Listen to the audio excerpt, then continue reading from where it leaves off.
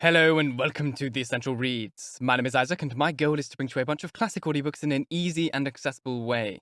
This is a Friday, so I'm bringing you a short story and we are continuing with The Time Machine by H.G. Wells. This is Chapter 7. Let's begin. Now, indeed, I seemed in a worse case than before. Hitherto, except during my night's anguish at the loss of the Time Machine, I had felt a sustaining hope of ultimate escape. But that hope was staggered by these new discoveries. Hitherto, I had merely thought myself impeded by the childish simplicity of the little people, and by some unknown forces which I had only to understand to overcome. But there was an altogether new element in the sickening quality of the Morlocks, something inhuman and malign. Instinctively, I loathed them.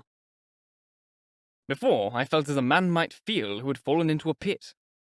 My concern was with the pit and how to get out of it. Now I felt like a beast in a trap whose enemy would come upon him soon. The enemy I dreaded may surprise you. It was in the darkness of the new moon. Weena had put this into my head by some at first incomprehensible remarks about the dark nights. It was not now such a very difficult problem to guess what the coming dark nights might mean. The moon was on the wane. Each night there was a longer interval of darkness. And I now understood to some slight degree, at least, the reason of the fear of the little upper-world people for the dark. I wondered vaguely what foul villainy it might be that the Morlocks did under the new moon. I felt pretty sure now that my second hypothesis was all wrong. The upper people might once have been the favored aristocracy, and the Morlocks their mechanical servants. But that had long since passed away. The two species that had resulted from the evolution of man were sliding down towards, or had already arrived at, an altogether new relationship. The Eloi, like the Carolingian kings, had decayed to a mere beautiful futility. They still possessed the earth on sufferance, since the Morlocks, subterranean for innumerable generations, had come at last to find the daylit surface intolerable. And the Morlocks made their garments, I had heard, and maintained them in their habitual needs, perhaps through the survival of an old habit of service. They did it as a standing horse paws with its foot, or as a man enjoys killing an animal in sport, because ancient and departed necessities had impressed it on the organism. But clearly the old order was in part reversed. The nemesis of the delicate ones was creeping on apace. Ages ago, thousands of generations ago, man had thrust his brother man out of the ease and the sunshine. And now that brother was coming back changed. Already the Eloi had begun to learn one old lesson anew. They were becoming reacquainted with fear. And suddenly there came into my head the memory of the meat I had seen in the underworld. It seemed odd how it floated into my mind, not stirred up as it were by the current of my mediations, but coming in almost like a question from outside. I tried to recall the form of it. I had a vague sense of something familiar, but I could not tell what it was at the time. Still, however helpless the little people in the presence of their mysterious fear, I was differently constituted. I came out of this age of ours, the ripe prime of the human race, when fear does not paralyze and mystery has lost its terrors. I, at least, would defend myself. Without further delay, I determined to make myself arms and a fastness where I might sleep. With this refuge as a base, I could face this strange world with some of that confidence I had lost in realizing to what creatures night by night I lay exposed. I felt I could never sleep again until my bed was secure from them. I shuddered with horror to think how they must already have examined me.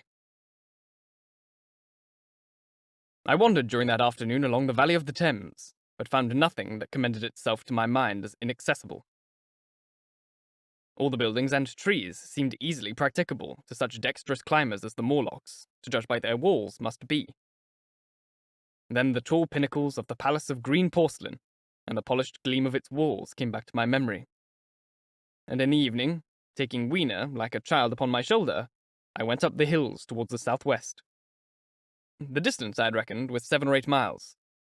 but I must have been nearer to 18. I had first seen the place on a moist afternoon, when distances are deceptively diminished. In addition, the heel of one of my shoes was loose, and a nail was working through the sole. They were comfortable old shoes that I wore about indoors, so that I was lame. And it was already long past sunset when I came in sight of the palace, silhouetted black against the pale yellow of the sky. Weena had been hugely delighted when I began to carry her, but after a while she desired me to let her down, and ran along by the side of me, occasionally darting off on either hand to pick flowers to stick in my pockets. My pockets had always puzzled Weena, but at the last she had concluded that they were an eccentric kind of vase for floral decorations. At least she utilized them for that purpose. In changing my jacket, I found... The time traveler paused, put his hand into his pocket, and silently placed 2 withered flowers, not unlike very large white mallows, upon the little table. Then he resumed his narrative. As the hush of the evening crept over the world, and we proceeded over the hill's crest towards Wimbledon, Weena grew tired and wanted to return to the house of grey stone. But I pointed out the distant pinnacles of the palace of green porcelain to her, and contrived to make her understand that we were seeking a refuge from her fear. You know that great pause that comes upon things before the dark? Even the breeze stops in the trees. To me, there is always an air of expectation about that evening stillness. The sky was clear, remote, and empty, save for a few horizontal bars far down in the sunset. Well, that night, the expectation took the colour of my fears. In that darkling calm, my senses seemed preternaturally sharpened. I fancied I could even feel the hollowness of the ground beneath my feet. Could indeed almost see through it the Morlocks on their anthill, going hither and thither, and waiting for the dark. In my excitement, I fancied they would receive my invasion of their burrows as a declaration of war. And why had they taken my time machine? So we went on in the quiet, and the twilight deepened into night. The clear blue of the distance faded, and one star after another came out. The ground grew dim, and the trees black. Weena's fears and her fatigue grew upon her. I took her in my arms, and talked to her, and caressed her. As the darkness grew deeper, she put her arms round my neck, and closing her eyes, tightly pressed her face against my shoulder. So we went down a long slope into the valley, and there in the dimness I almost walked into a little river. In this I waded, and went up the opposite side of the valley, past a number of sleeping houses, and by a statue, a faun or some such figure, minus the head. Here too were acacias. So far I had seen nothing of the Morlocks, but it was yet early in the night, and the darker hours before the moon rose were still to come. From the brow of the next hill I saw a thick wood spreading wide and black before me. I hesitated at this. I could see no end to it, either to the right or the left. Feeling tired, my feet in particular were very sore, I carefully lowered Weena from my shoulder as I halted, and sat down upon the turf. I could no longer see the palace of green porcelain, and I was in doubt of my direction. I looked into the thicket of the wood, and thought of what it might hide. Under that dense tangle of branches, one would be out of sight of the stars. Even were there no other lurking danger, a danger I did not care to let my imagination loose upon, there would still be all the roots to stumble over, and the tree boles to strike against. I was very tired, too, after the excitements of the day, so I decided that I would not face it, but would pass the night upon the open hill. Weena, I was glad to find, was fast asleep. I carefully wrapped her in my jacket, and sat down beside her to wait for the moonrise. The hillside was quiet and deserted, but from the black of the wood there came now and then a stir of living things.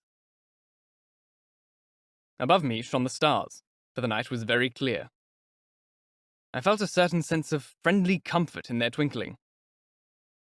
All the old constellations had gone from the sky, however.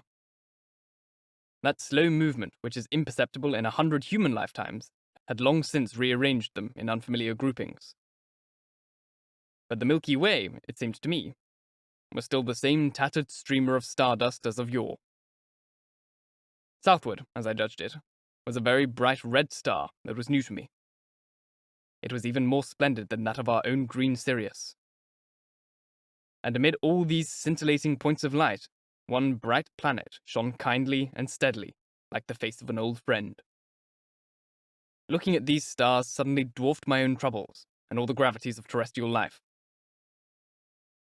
I thought of their unfathomable distance, and the slow, inevitable drift of their movements out of the unknown past into the unknown future. I thought of the great processional cycle that the pole of the Earth describes. Only 40 times had that silent revolution occurred during all the years I had traversed. And during these few revolutions, all the activity, all the traditions, complex organizations, the nations, languages, literatures, apparitions, even the mere memory of man as I knew him, had been swept out of existence. Instead, were these new frail creatures who had forgotten their high ancestry, and the white things of which I went in terror.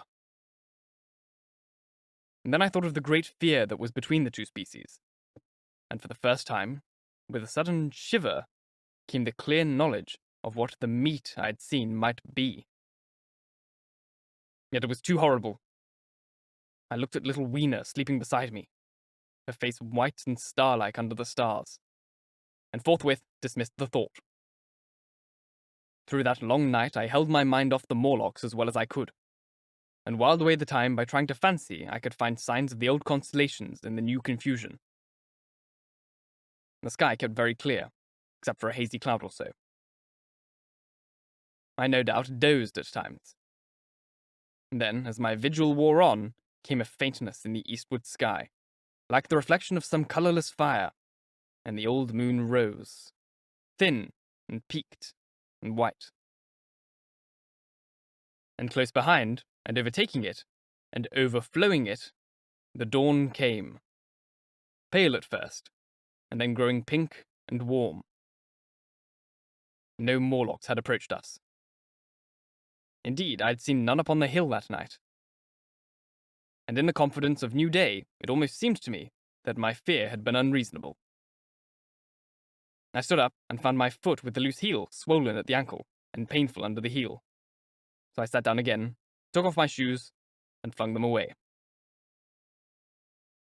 I awakened Weena, and we went down into the wood, now green and pleasant instead of black and forbidding. We found some fruit wherewith to break our fast. We soon met others, the dainty ones, laughing and dancing in the sunlight, as though there was no such thing in nature as the night. And then I thought once more of the meat I had seen. I felt assured now of what it was, and from the bottom of my heart I pitied this last feeble rill from the great flood of humanity. Clearly, at some point in the long ago of human decay, the Morlocks' food had run short. Possibly they had lived on rats and such-like vermin. Even now, man is far less discriminating and exclusive in his food than he was. Far less than any monkey. His prejudice against human flesh is no deep-seated instinct. And so these inhuman sons of men. I tried to look at the thing in a scientific spirit. After all, they were less human and more remote than our cannibal ancestors of 3,000 or 4,000 years ago. And the intelligence that would have made this state of things a torment had gone. Why should I trouble myself? These Eloi were mere fatted cattle, which the ant-like Morlocks preserved and preyed upon. Probably saw to the breeding of. And there was Weena dancing at my side. And then I tried to preserve myself from the horror that was coming upon me, by regarding it as a rigorous punishment of the human selfishness. Man had been content to live in ease and delight upon the labours of his fellow man, had taken necessity at his watchword and excuse, and in the fullness of time, necessity had come home to him. I even tried a Carlyle-like scorn of this wretched aristocracy in decay. But this attitude of mine was impossible. However great their intellectual degradation, the Eloi had kept too much of the human form not to claim my sympathy, and to make me perforce a sharer in their degradation and their fear. I had, at that time, very vague ideas as to the course I should pursue. My first was to secure some safe place of refuge, and to make myself such arms of metal or stone as I could contrive. That necessity was immediate. In the next place, I hoped to procure some means of fire, so that I should have the weapon of a torch at hand, for nothing, I knew, would be more efficient against these Morlocks. And then I wanted to arrange some contrivances to break open the doors of the bronze under the White Sphinx. I had in mind a battering ram. I had a persuasion that if I could enter those doors and carry a blaze of light before me, I should discover the time machine and escape. I could not imagine the Morlocks were strong enough to move it away. Weena I had resolved to bring with me to our own time. And turning such schemes over in my mind, I pursued our way towards the building which my fancy had chosen as our dwelling. Thank you so very much for listening. If you enjoyed, please like, comment, share, all that jazz. And if you really enjoyed, do subscribe because there is more to come. If you're listening on podcasts, please leave a review as it helps get this in front of as many people as possible, and reading your reviews really makes my day. Keep listening on Spotify, especially so that I can get those monetization requirements there that they have just opened up to Europe. Just listen to the show while you're sleeping and help me get the watch time or listening time requirements.